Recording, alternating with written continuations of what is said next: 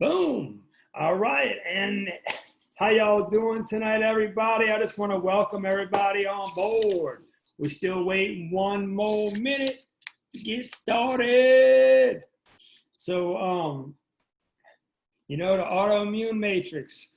So welcome everybody. Hello, everyone, and welcome to tonight's webinar, the Autoimmune Matrix. For those of you who don't know us, we're wellness enthusiasts who are daily coaching and equipping others to higher levels of health and wellness daily at Chiropractic Health Center and Hannan Wellness. We've been serving in the New Orleans, Louisiana area for 34 years, over 34 years. It's hard to believe. And she told me she was only 34 years old. But anyway, that's I've a whole nother level. Somebody's not muted.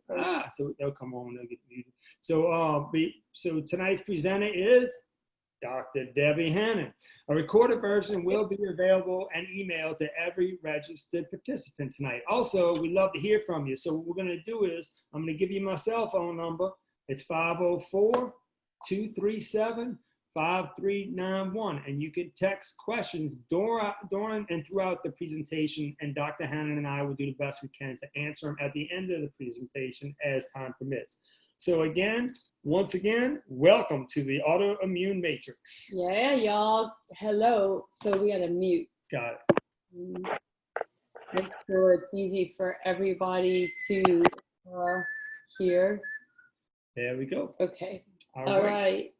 Okay. Give me my first one. Side. Got it. Oops. I'll unmute somebody. There we go.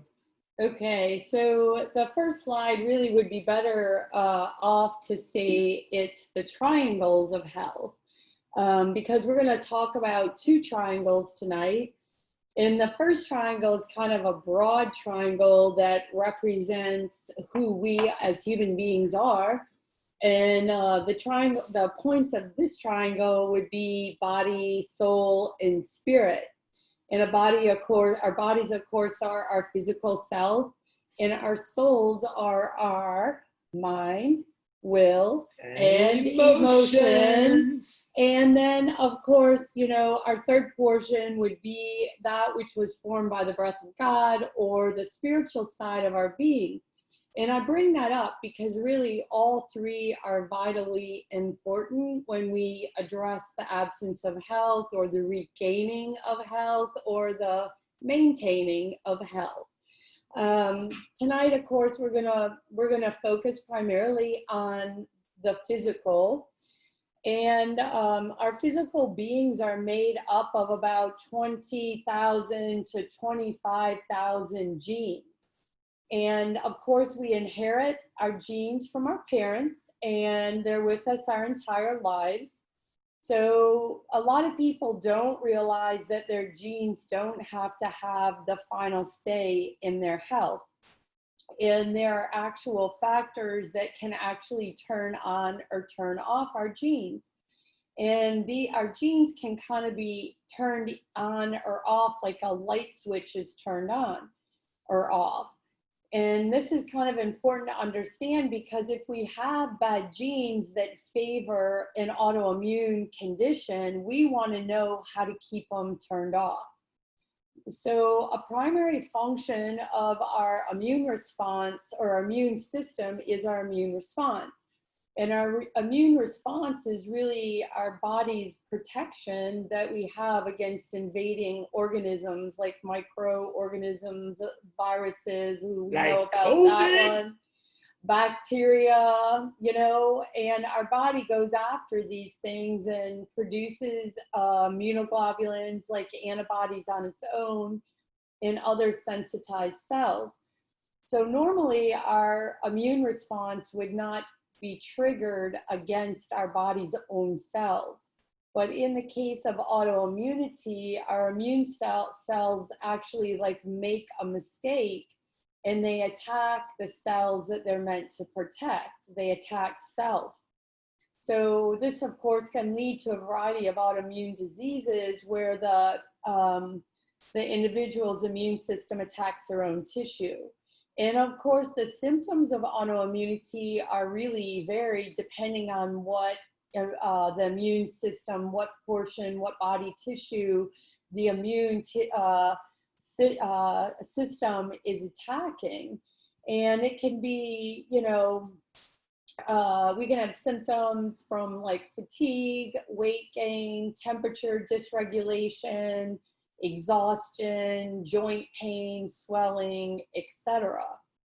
But one of the things that I think is really important when we talk about autoimmunity is that the autoimmune conditions that are present in our society right now are really growing quickly.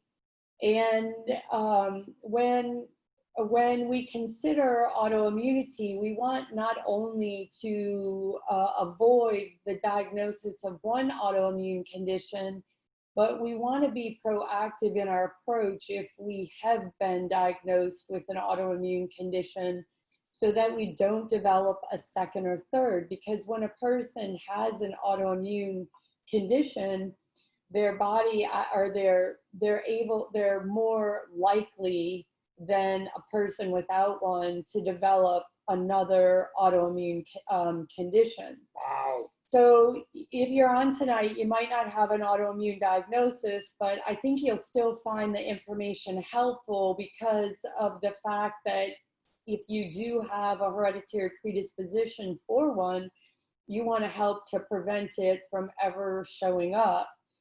So, conventional medicine pretty much focuses on the suppression of the immune response in the case of autoimmunity, with drugs like prednisone or Humira or low dose chemotherapy. But functional medicine, on the other hand, kind of looks at the underlying why, as to why it developed. Why is the body going haywire? How can we uncover the factors that have caused it, and how can we help the body naturally heal?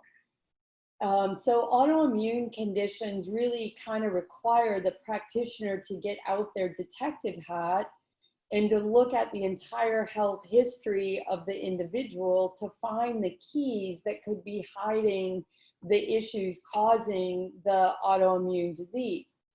So functional medicine doctors actually look at wrong function and try to correct that, rather than using a drug only. So an awareness of what to do and why we do it is important, because autoimmune disease can be reversed and it can stop a second or third from showing up.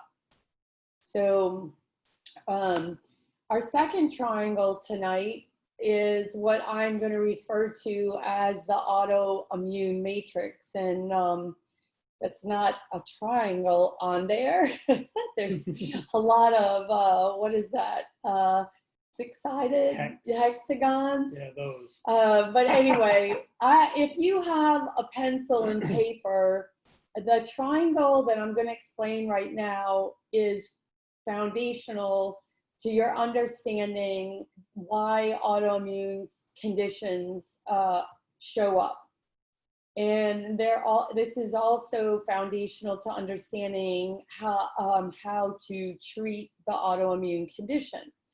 So on your triangle that you write on your paper, write genetics on one point, write leaky gut on another point, and write a trigger on the third point of the triangle. So we know that we get our genetics from our parents, as we've already talked about. So we actually can get genes from our parents that favor autoimmunity. My mom's name is Jean. That's interesting. That's great. I got my genes from her. He's got his genes from Jean. So anyway, if you look back in your family line, if you don't know your own personal genetics, which you can have run from a company like 23andMe, and you have to run the the more expensive test. It's like around $190. But you can look in your family line, and that can be a red flag. Like, you can look for your parents, your mom's parents, your dad's parents. Is there Hashimoto's? Is there multiple sclerosis? Is there scleroderma? Is there rheumatoid arthritis? Like there's a lot of autoimmune conditions, over 150 autoimmune conditions. So if you see in your family line autoimmunity, even if you don't know your genetics, you might see that there's a risk, and how high that risk is may be correlated to how many people in your line actually have that condition or a autoimmune condition. So genetics is one portion of the triangle. The second point that I said is the leaky gut. And if an individual has a leaky gut and they have the genetics for an autoimmune condition, they can manifest it. So if an individual is going to manifest autoimmunity, they have to have a leaky gut. I can't express how important this is. And then the final portion of the triangle is the trigger. And the trigger can be a host of many different things, you know. It can be a curveball, somebody asks for a divorce. It could be a bad virus infection. It could be incredible stress from a situation in your life. It could be so many different things. So when we think about the autoimmune triangle, we have to look at it in terms to where do we have control. So if you look at that triangle, what is the place where we have control in the triangle? You know, and you can say, well, we can't choose our genetics, and we are not sure when we're going to encounter a trigger, and we all are going to at some point in our life. So the only place that we have the ability to control is the leaky gut. And if we fix this problem, we can keep our body from going into autoimmunity, and we actually can help reverse it if it's handled. So that is critically important. So there has been a failure in modern medicine, you know, where most conventional doctors will not focus on the entire being, but rather blood work, diagnostics, and then a chemical approach with medication. And there's endless ways to influence the body, you know, using this, whether it's manipulating inflammation, or it's suppressing immune cells, or it's manipulating hormones, or all these things are done to cover, with the goal of covering up symptoms. So the functional approach, on the other hand, is where doctors address the origin of disease, and then they work to ensure a comprehensive and effective treatment. So they consider the whole person, body, soul, and spirit, and what areas are out of balance. And covering up symptoms or managing symptoms with medication really should never be considered the best approach if there's an option of getting to the root of the problem and bringing repair or restoration. So our bodies have, you know, our physical self has a chemical side. And really, this was important in the determination of my destiny that led to this point in my life. When I was in undergrad college, I was in a pre-med track. And as I grew up, I never liked drugs. I actually secretly would throw them away when they were given to me, because I didn't like the way they made me feel. And as I was determined as to what I was going to do in my future, I started to think about my inherent distrust for drugs and the medical profession's strong reliance on drugs. And I got to the place where it was such a divide in my brain that I knew I couldn't pursue a path that depended upon a foundation that I didn't agree with.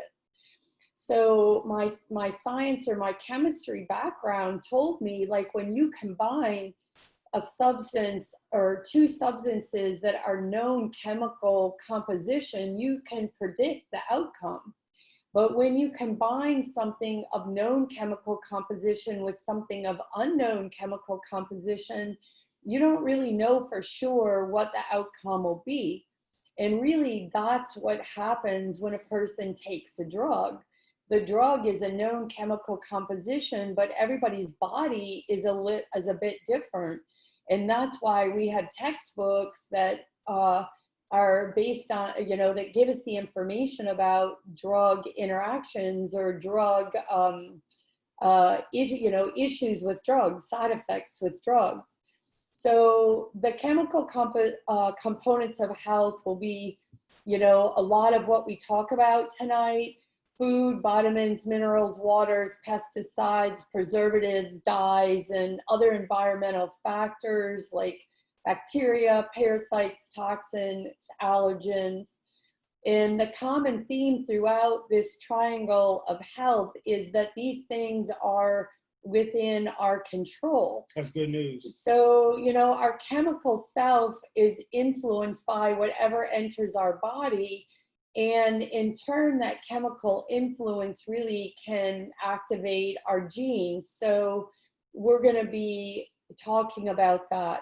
So moving into the next slide, which is about our top nutrient deficiencies. And remember that I make the point at the beginning that the leaky gut is key to helping a patient with autoimmunity. Now, obviously, everybody's story is different. Everybody's background is different. And there are going to be a lot more areas that need to be looked at in terms of what is the story of this patient and what do they need.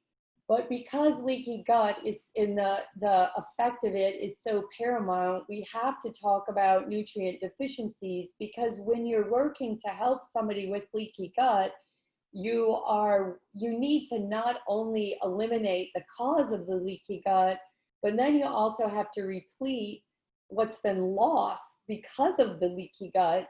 And as a result, there's often nutrient deficiencies that require higher than RDA numbers of supplement levels to help that individual recover.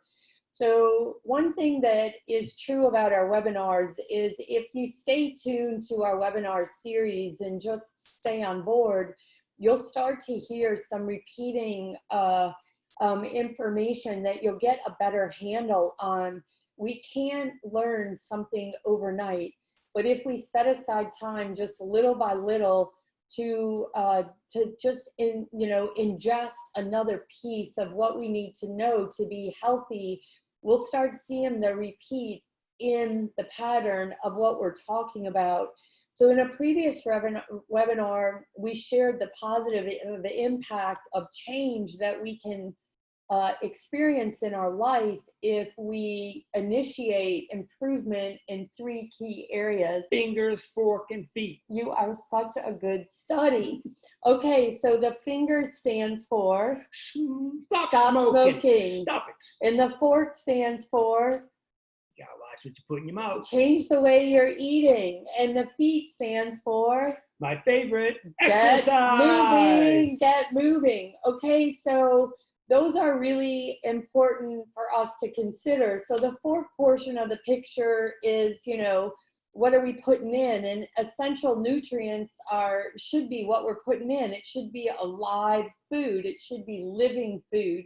It shouldn't come out of a box. It shouldn't have been created by man, man's ways. It should be something that is naturally occurring. That reminds me of the blue zones, where the people that live in the blue zones, they don't eat anything that comes out of a package.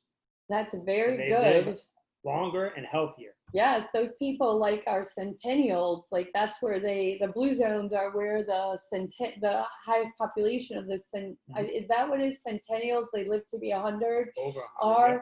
So if we have deficiencies, we have to consider why behind the deficiencies. And it may be due to not consuming enough food, or it may be impaired gut function because of a leaky gut. So some really common nutrient deficiencies, and number one to me is vitamin D. Every person on this feed should have their vitamin D level tested every year and know what it is. Your goal on your vitamin D should be to be 75. And that anybody that's under 30 has a higher risk of autoimmunity. But vitamin D receptors are in every one of our cells. They're very important to our immune system. Vitamin D is an immune modulator. If our immune system's overreacting, it'll help pull it down. If it's underacting, it'll help pull it up. The test that should be run is called a 25-OH vitamin D. You can't fix it once. You have to make sure that you maintain that level year after year. So in the clinic, if I test a patient and they may be at 30, let's say, I might need to get them up to 75 and then retest it and then make sure that the maintenance dose, which if you get a patient at 75, often a maintenance dose of 2,000 IUs a day is good. But if somebody's at 30, they'll never go to even 35 at 2,000 IUs per day. So the vitamin D is really important. B12 is important. Zinc is important. Omega-3 fatty acids are often deficient. Magnesium is often deficient. And proper B vitamins are often an issue. You know, and believe it or not, water, a lack of good hydration, which could either be from not enough water, or in some cases I find, especially in tiny women, that they drink too much water and they wash out their electrolytes. So if you need electrolytes, then and you're dehydrated from that, you might notice that when you drink a lot of water, it doesn't quench your thirst. So unfortunately, the conventional procedure for measuring a lot of these things is serum level or serum testings, and there is a limitation in doing that.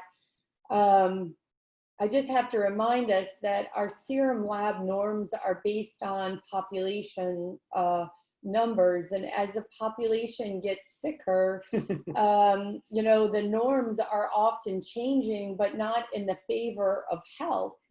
So they get those norms by 2 standard deviations. They take the top 2.5% and the bottom 2.5% off, and they say, okay, this is 95%, so that's the norm. That's crazy. But let's take, for instance, magnesium. Magnesium really shouldn't be measured in the serum. It really needs to be measured in a red blood cell.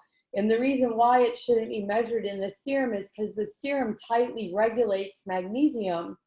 And magnesium is so low in the population that an individual actually needs to be at the higher level of the norm of the RBCs to know that they really have a good magnesium level.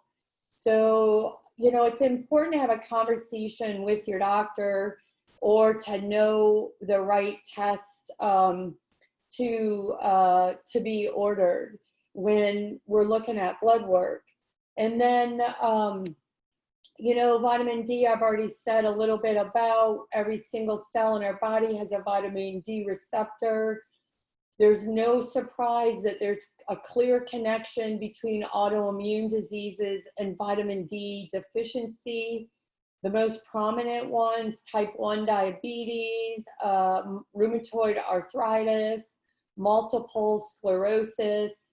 And basically, foods that are high in vitamin D would include wild-caught salmon, tuna, eggs, mushrooms, and some fortified cereals.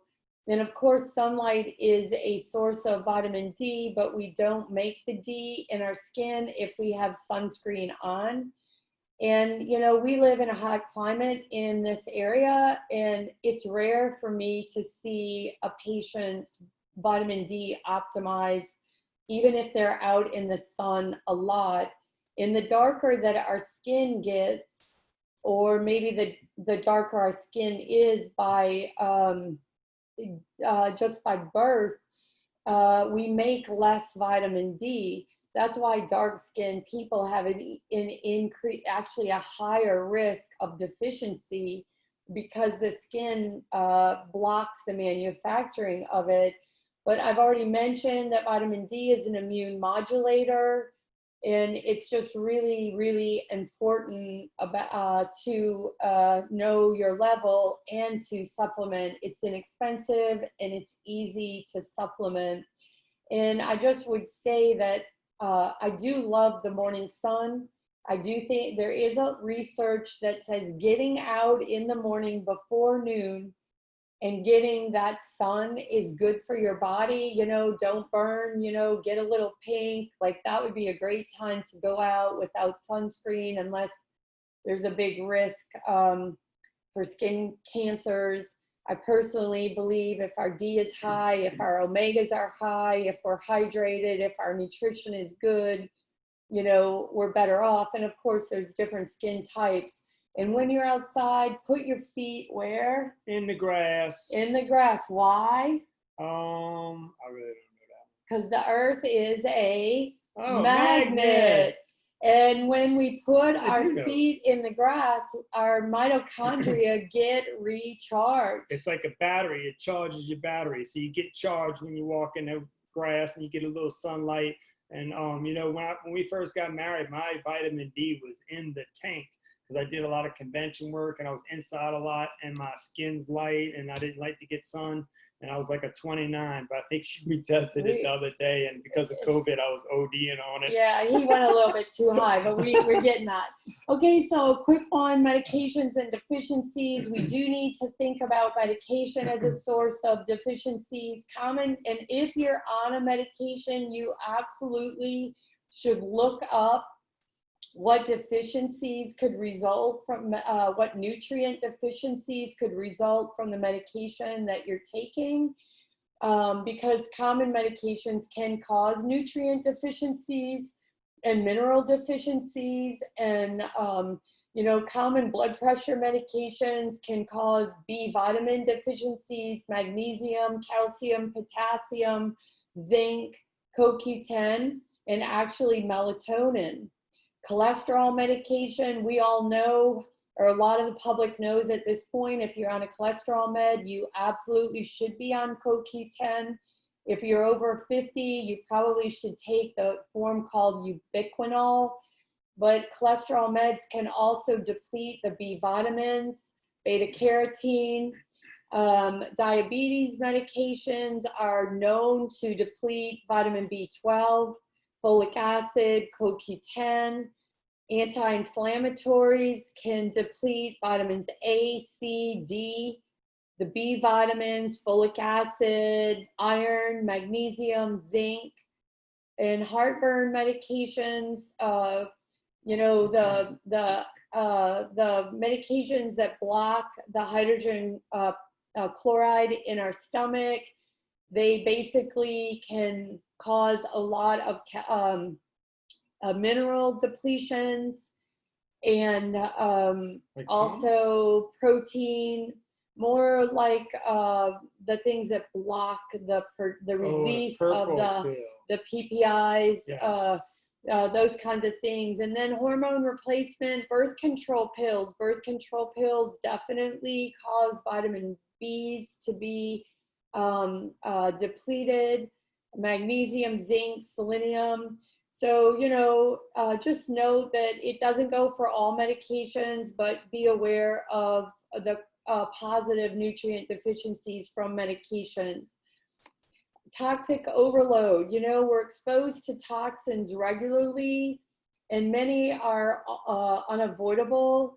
We have talked about pesticides being a real issue in our society.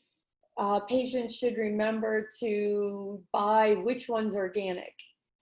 Which one? The Dirty Dozen. Very good. So the Dirty Dozen, we need to buy organic. So the Dirty Dozen kind of changes from year to year. You can Google that, you know, but it's things like apples, peaches, grapes, strawberries, lettuce, kale, spinach, Potatoes, those onions, yeah, they're on the Dirty Dozen, and the Dirty Dozen carry 95% of the pesticide load of all the fruits and vegetables. So if you eat that Dirty Dozen, only organic, those 12 things, you cut out 95% of your pesticide loads, which can lead to all kind of health issues. So we want to avoid pesticides. We want to avoid GMOs. You know, we do have air pollution, so you know, it's good to have an air filtration system. We want to try to avoid plasticizers, toxins that are in these things can cause health complications like fatigue, muscle, joint, sinus, postnasal drip, headaches. That was bloating, the story of my life before I married you. And autoimmunity. Toxins, yes, it was, can be part of creating a leaky gut, you know, or they can be part of the trigger.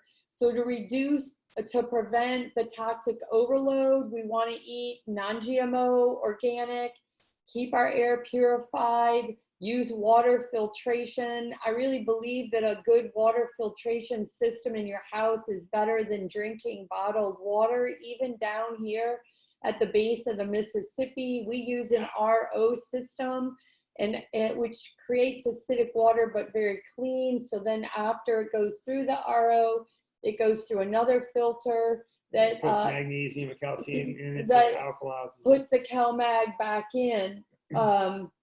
So just again, a reminder about lab tests. You know, we've already talked about vitamin D. You know, I think that a lot of people don't look at ferritin. Ferritin is the total body store of iron. When the iron panel is important, ferritin is important. The ferritin will pick up the loss of iron much faster than the hematocrit and the hemoglobin. Obviously, you need to know what's going on with your CBC. These things will show that there's issues. The homocysteine will show the nutrient status issues with your B vitamins, especially your B2, 6, B12, and folate. A hemoglobin A1C obviously is important for our blood sugar. HSCRP is important for inflammation indicators. And then, of course, the ANA is the most commonly ordered blood test in autoimmune to, you know, determine for autoimmunity in a broad sense. And then there's specialty labs like Cyrix and Genova Diagnostics that can help us with functional issues and toxic food, a toxin identification, I mean. Okay, so the gut really is our gateway to health. And to properly diagnose nutrient deficiencies or really most health issues, it's important to rule out any issues associated with gut function. And if our guts are not functioning properly, then they can't absorb the nutrients. And therefore, even if we're eating the right food or taking supplements, we may be frustrated by the fact that you know, we're not absorbing them, so we're not improving. So, you know, some issues with gut function can be digestion, you know, nutrient absorption, hormone regulation, detox, mood management. We can see all those things, but above all, the gut's sole purpose is to ensure that we're absorbing the good and excreting the bad. And remember that our gut is that tightly walled city that runs from our mouth to our butt, and it really is supposed to protect us. And if our gut is disrupted, then we see major health consequences. There's 10 times the amount of bacteria in our body, 10 times the amount of bacteria in our body than our own cells. And the majority of them are in our digestive tract. So that being said, the gut is truly the gateway to health. Yes, they even call the gut now the second brain. It's very important for your health. Yeah, and there's an area of research that's booming right now, and it's what is in the dirt, meaning what microbes are in the dirt. Dirt is where the soil microbes live, and these microbes hitch on to the leaves of plants. What? and they infiltrate the root system of plants along with what's called aqueous channels that transport water and nutrients into the plant. That's crazy. And they enter through the stomata, which is pores that lets the plants breathe CO2. So inside and out, plants are steeped with microbes.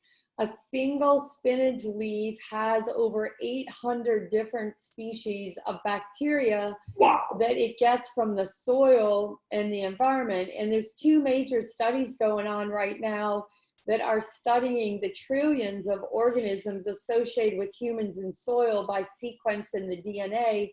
There's the Earth Microbiome Project and the American Gut Project. And data is emerging, and it's currently clear that individuals who eat the widest variety of fruits and vegetables tend to have the most diverse gut microbiome. And the studies show that people that have conditions related to inflammation like obesity, type 2 diabetes, cancer, asthma, they have low diversity in their gut microbiome. Wow. So it's important to consume a varied diet of plants and consume plants frequently. If depression is an issue, there's research that continues to emerge that correlates bacteria in the gut in an antidepressive effect. So there's a lot of emerging research that shows that gut microbes protect us against inflammation and inflammation in the brain and the body's response to stress when we're under stress. So that's pretty cool stuff. And the moral of that story is get diversity in your gut. Remember that not all plants are equal. You know, be careful about the chemicals that are used. You know, a review of 56 studies found that soil from farms that didn't use synthetic chemicals and that didn't till, or and they also employed practices of biodiversity. They're like crop rotation. Their plants contain 32 to 84% more microbial mass than those who didn't. So, you know, when we think about autoimmunity and we think about the leaky gut as being the only portion that we really, it's a large portion that we have control over, meaning we can't control the curveballs, we can't control our genetics. We have to be completely aware of what's happening in our gut. Are we having regular bowel movements every day? What do those bowel movements look like? Are they well formed? Are they voluminous? You know, is there diarrhea? Is there constipation? Is the stool really loose? Not diarrhea, but loose. It's like all these things are important and they're indicators. When we eat, do we get bloated? Do we feel good? When we eat, do we have energy? When we eat, are we tired? These things are all important considerations when we're thinking about getting our gut healthy. And that reminds me, you like to say you got to eat the rainbow of colors of vegetables. Every day, yes. It's like we want to eat a rainbow every day. So, our gut has firewalls or defenses, and there's a number of different defenses. One of them is called the GALT, the gastro-associated lymphoid tissue. And this is the gut's immune system. And guess what? It's 70% of our entire immune system. Wow. It's found in the gut. So now you're starting to get a better understanding of why our body could develop immune issues if we have gut issues. So our gut is really one cell layer between the lumen of our gut and the bloodstream of our body. And our gut cells, I'm going to use my hands, are cemented together by what is called tight junctions. So we literally have these tight proteins that hold our gut cells together. And obviously, if that tight junction gets loose, that's what leaky gut is. And we're going to talk a little bit more about that. We also have inside of our gut something called mucosal immunoglobulin A, or IgA. And this is an antibody in our gut, which is our first line of defense against toxins. And then we've talked about the friendly bacteria in our bodies, and our bacteria communicates with our gut, and it actually warns of potential danger. Like when you literally consider the complexity of our body, it just is like amazing. When we eat a food, our tongue knows, it tags that food, and when it tags that food, our body goes into motion based on what's happening there. Then we also have in our gut stomach acid. You know, this is obviously essential for digestion. And when all of these barriers combine together, when they work right, they give us a healthy gut. So there are things that damage the gut. And, you know, the standard American diet damages the gut. Chemicals damage the gut. Pesticides, preservatives, heavy metals, foods, food dyes, GMOs, glycophosphate, they damage our gut. So when we're thinking about damaging things in our body, we also always have to think about not just giving them a drug to fix the damage, but we have to think about getting rid of what's causing the damage. Mm-hmm. You know, so these are things that we might have to just approach on a little by little, but I would suggest that a great place to start would be to buy the Dirty Dozen organic. There's a lot of really good things on the Dirty Dozen, so you don't want not to eat the Dirty Dozen. You just want to eat them organic. I would also suggest that your meats would be hormone-free. I would also suggest that if you do salmon, that you only do wild-caught Alaskan. Because there's no such thing as wild-caught Atlantic.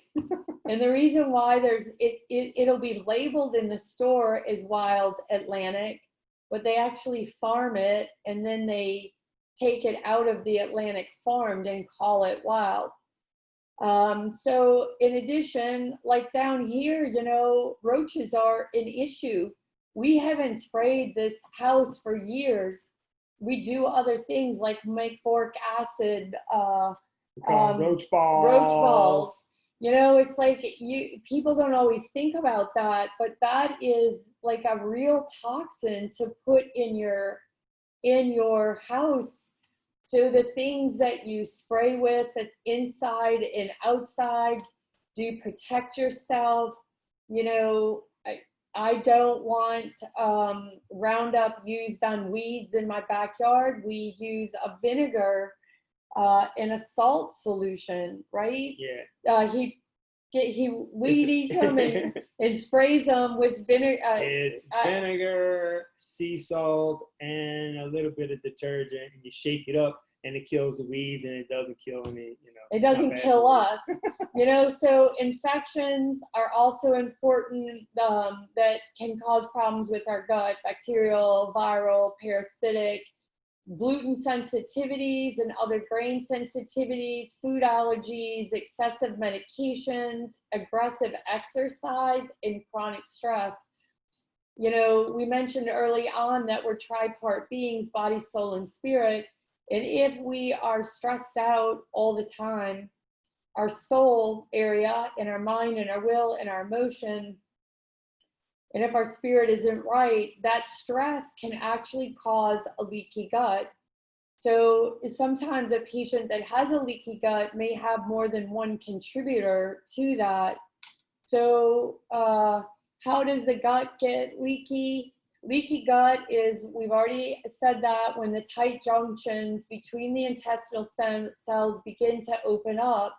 And when this happens, bacteria, chemicals, and toxins can leak outside of the gut lumen into the, into the bloodstream from the digestive tract. And that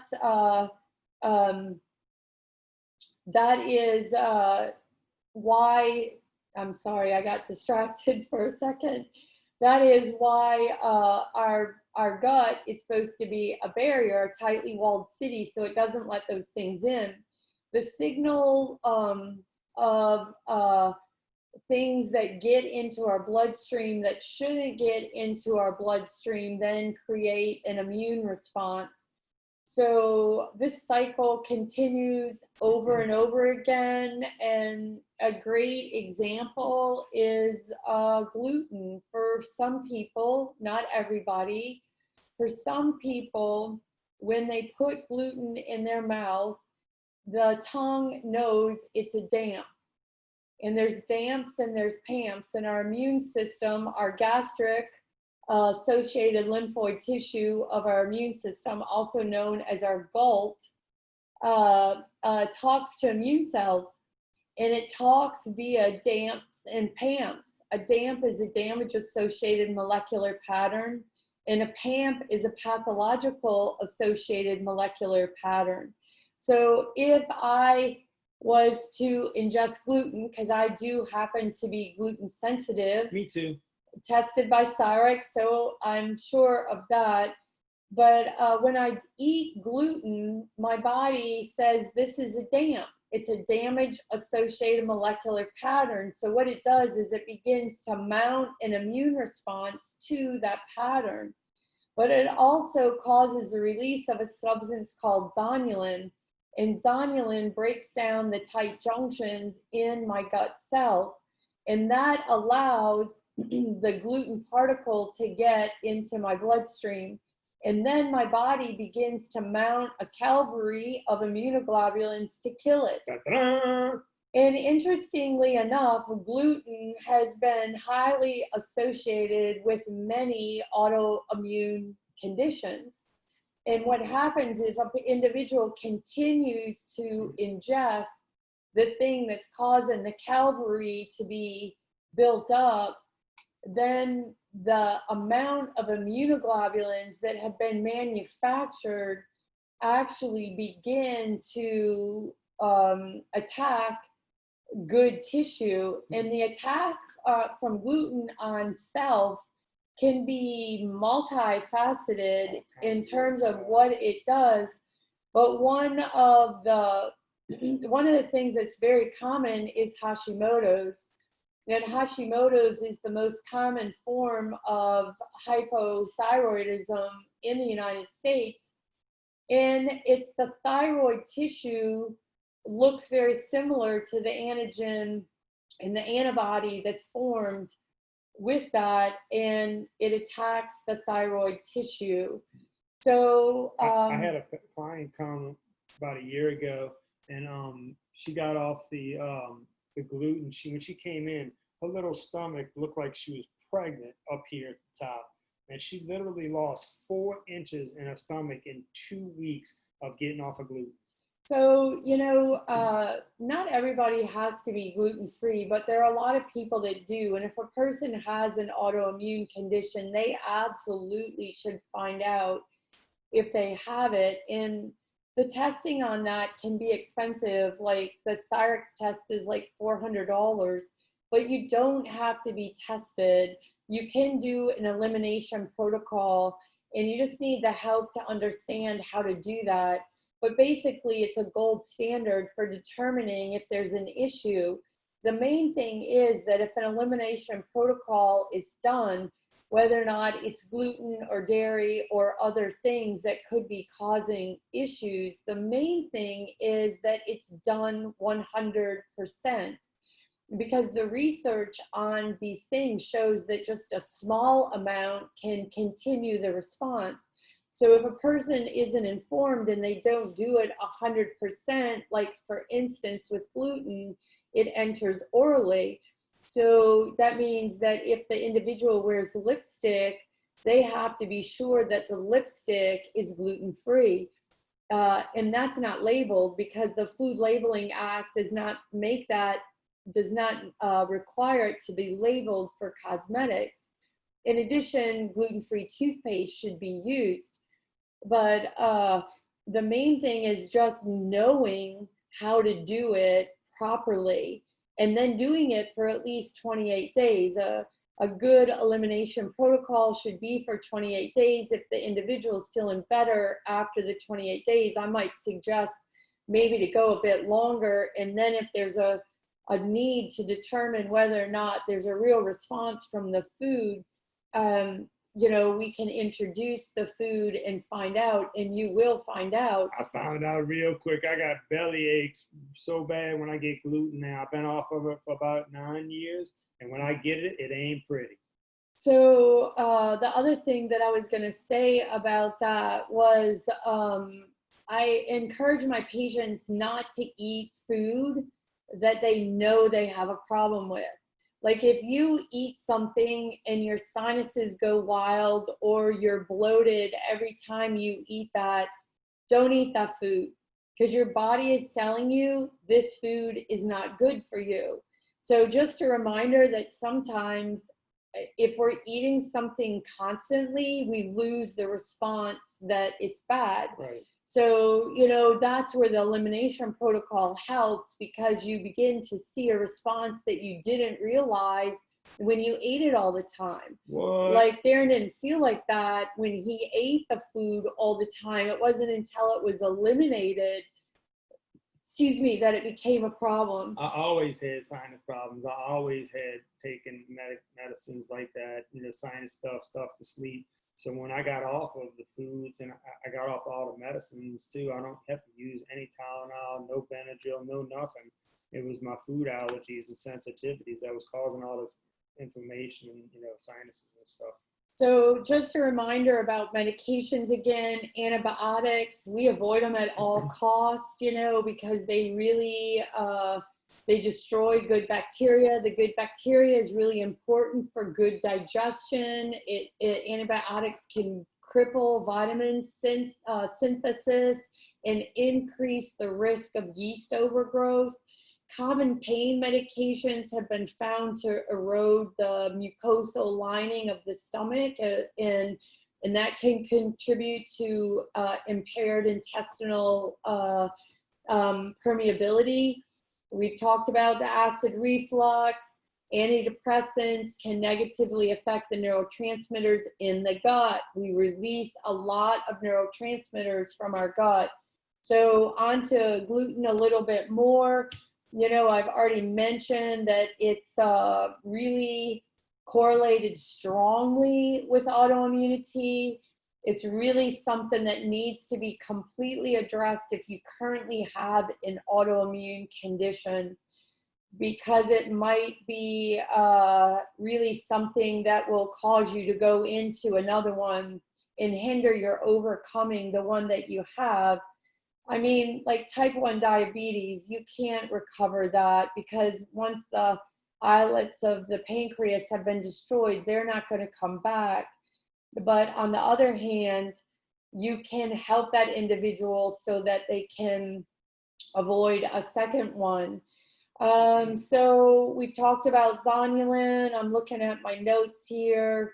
And I think I pretty much hit that ahead of time. So allergies, there are true food allergies. A sensitivity to gluten is often ignored by the medical profession because it's not detected on a blood test. So I'll just say this really quick, because people might be confused. I'm not saying a gluten sensitivity does not equal celiac. Celiac testing in the medical profession is a true allergy, and that is where the tissue transglutaminase and the anti-gliadin antibody is checked, and perhaps there is a checking of the villi and the small intestine to see if they're blunted. The sensitivity and celiac are not the same. However, the research is beginning to show that the individuals, if they aren't celiac at this point, but they do have a gluten sensitivity, that the patient eventually could go into the complete autoimmunity of celiac. And so the key is to treat them the same, which is total elimination of gluten. So other allergies, whether it's food allergies, medication, surgical allergies, that's an issue between implants and also teeth, joints, replacements. Sometimes those things really should be tested. Like there are tests that can be done to find out if an individual has an immunological reaction to some of the type of the product that's being used. You know, mold allergies and untreated allergies can cause serious health problems like autoimmune conditions. You know, just a reminder, an allergy is an IgE tested. A true allergy is an immunoglobulin E. Remember, E stands for emergency, that histamine response, your bronchial tubes are closing, you can't breathe. Whereas the sensitivity is immunoglobulin G. Just a quick spotlight on fluoride. You know, fluoride consumption has become an increasingly more prominent issue. You know, it's like it's put in public water. And I've never been a big fan of fluoride. The research says that it can contribute to autoimmune disease and brain damage, and even the displacement of iodine, which can then be related to other issues because our thyroid alone does not have iodine receptors. We got tons of them in our breast tissues. We have iodine receptors throughout our body. Think back to the elemental chart when you were in high school. If it was a column, it was a family. And things like fluoride, iodine, bromine, chloride, they're all in the same family. So they look alike and they can displace each other. So we use fluoride-free toothpaste. Fluoride can displace iodine. You know, if a person is in a chlorinated swimming pool all the time, they may need some iodine. You know, so iodine is important in the thyroid, in the thyroid functioning. And gosh, I've talked so, I realize what time it is, and the time is just going so fast. So, you know, our health is a combination of the things that we put in our body, the quality of the food that we eat, the exposure to toxins, our body's ability to detoxify efficiently, our chemical makeup. If we're having a hard time putting the pieces together, you know, it's like you can work with somebody like a functional medical individual, functional medical doctor. We do this kind of stuff in our office that can help put the pieces together. And then, you know, just our physical self is more straightforward, you know, but there's a common misconception that as we age, our health has to decline. And I don't think that that's right. Our choices facilitate often our breakdown, and we just have to be careful that we don't become sedentary, because a sedentary lifestyle breeds issues, health cycles, issues in our health that can become problematic. So get moving, you know, that's the third portion of our fingers, food, and fork that we've talked about. So introduce exercise, you know, start where you are, make small changes, determine a good way for you, bike, you know, and schedule a post-dinner walk, dance. I like the 7-minute workout app. It's 7 minutes. You ain't got 7 minutes. What's up? And then, you know, the emotional self can't be ignored. It's just as important as everything else. You know, if we are what we think. If we do not believe we can recover, it's likely that it'll become our reality. On the other hand, if we're hopeful, boy, that's been a word that's been full in my mind a lot lately. It's the power of hope. And if we're positive, our ability to overcome the health complications increases substantially. So, be aware of your emotions. And then if you're sick and tired of being stressed, remember getting rid of it is important, and that needs to be dealt with. We're not a trauma conscious society always, biomedical models put such a small connection, very little connection between illness and our emotion in our relational lives, but it is foundational. The CDC says that 1 out of 8 Americans have witnessed their mother being hit. 1 out of 5 have been raped. 1 out of 4 have been physically abused. 1 out of 4 have been subject to alcoholism at some level in their households. And, if emotional wounds are overlooked and unresolved, there'll be an impact on the individual's life, and that needs to be addressed.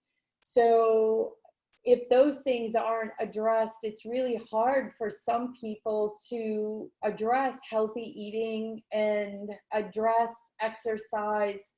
So that just needs to be identified. There was a long-term study about adverse childhood events, and the information that's from that really would say to practitioners, hey, they need to pay attention to what an individual has gone through. And I'm running out of time, so I'm just going to say, stay adequately hydrated, eat enough fiber, take a probiotic, really assess your digestive health, understand if you have problems with some foods, avoid unnecessary antibiotics, detoxify, deep breathe, stay connected to others, sleep good, find what you like to do and do that hobby that you enjoy. And we're going to answer some questions. The time went so fast. I feel like I just so lightly covered the surface, but don't worry, there'll be more webinars coming too. Yeah, more webinars coming. Thank you for taking the time to join us. My last piece of advice is don't pick and choose throughout this process in terms of putting it on yourself that you have to do it all at once. It's like you have to try to work to get all the pieces put together to get truly a holistic response. So what I meant to say was, don't be frustrated if you've tried some of these things and they haven't worked. Try to find a way to put the pieces together, and just if it's stepping towards that, don't get frustrated in the process. I tell patients all the time, I tell clients, I say, listen, y'all, if I tell y'all everything she knows, you lock yourself in a box and never want to come out. Oh, stop that. But the honest truth is little by little, you apply 1 or 2 things at a time and see if it works and fits into your life and how your body responds. And don't give up something that is meant to be good. Like, even if you haven't gotten the end result that you want, stay on board that and add something else to it. I could tell y'all, if she would have told me when we got married I would be eating gluten and dairy and all this stuff, I would have said we ain't getting married. But honestly, back then I ate, that's all I ate. But now that I've been off of it for 9 years, I'm 53. I feel like I'm 23 again, because it makes a big difference in how you feel, how you think, how you sleep, and how you just overall health. So listen. So remember, there's no perfect approach for everyone. So, just kind of realize that your journey is your journey is different from everybody else. Yep. So thanks for taking the time. Another thing, and if she's 60, I'm listening to her. So she's practicing what she preaches, obviously. So listen, I got a couple of questions. Listen, y'all can text your questions in right now, 504-237-5391. I got a couple of questions, and one person was talking about the issue, but okay, so if my mom or grandmother has rheumatoid arthritis, what can I do to prevent from getting it myself? So that is the triangle. So the big key is to make sure you have a healthy gut. And having a healthy gut means to make sure that you got good stuff going in. And gluten. And that you avoid as much bad stuff, like you're aware of the junk that's going in and try to get it eliminated. And it's really living a healthy lifestyle, making a lot of good choices, and knowing your blood work, and knowing, and obviously the blood work tells a big story about an individual in terms of where their weaknesses are, but also their family history and their experiences. All of that is important. And some of you guys are not from this area, and I see that, you know, y'all from other parts of the country. So, you know, if you don't, and you're not in this immediate area, you can't get an appointment with the best doctor I know. But anyway, you just got to find a functional medicine practitioner. And I think functional medicine has a website, and you look it up, and they'll help give you a clinic locator where there's a practitioner somewhere near you as well. Number two, how can I get my vitamin D checked from you? They want to know if they can get something checked from you. Yeah, vitamin D is easy. We just order it. It's if they're not a patient though. Yeah, it's fine. Doesn't matter. It's like we can order it through LabCorp, and it's probably like $43 to order. I have to order a metabolic panel with it, because dosing D, also you have to consider calcium and make sure that the calcium isn't too high. But basically they would just have to contact the office, and the office would handle up on that, and we could get a vitamin D. Gotcha. And then last, somebody just asked me, well, the third one, somebody just asked me about that 7-minute workout app I just said. So, you know, it's a app on your phone. It's got that big 7, and it's a free app on your phone. It's a 7-minute workout, and they've got all kind of variations. I just do the total body. Whenever I miss out on being in the gym for a couple of weeks, like we did just now, to get back into the swing of things, I do, and so does she. We'll do the 7-minute workout, and it's one of the fastest ways to get your joints and your ligaments and your body back feeling good. I had a young man do that for a whole year, and he got in the best shape of his life just from doing that exercise alone, that one little 7-minute workout every day. So thank you guys for joining us tonight. Thank you so much. We appreciate everybody tuning in. Listen, y'all, I'm going to send y'all an email as soon as I get it all checked out and everything. In the next week or so, I'm going to get it sent out to you guys in email. Feel free to share this with your friends and family. Thank you for the clap. We appreciate you guys. All right. Love y'all. Woohoo. Love y'all too. Y'all be wonderful. You. Y'all be blessed. Thank y'all. Y'all have a good night. Everybody said, bam. Bam.